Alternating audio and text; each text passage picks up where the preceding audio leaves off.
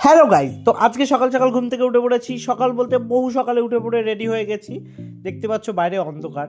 তো আমরা আজকে যাচ্ছি কলকাতা। হ্যাঁ, আমার একটা বিশেষ কাজের জন্য যাচ্ছি। তো হ্যাঁ, সেখানে আমি একা নয়, আমার পরম মিত্র রাজাও যাচ্ছে।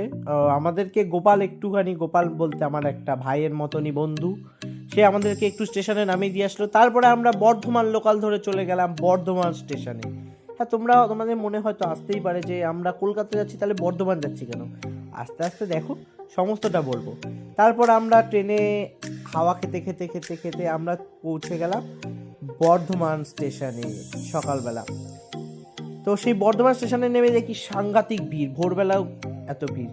তারপরে খুব খিদে পেয়েছিল, তো সেখানে পাশের দোকান থেকে একটু কচুরি খেয়ে নিলাম।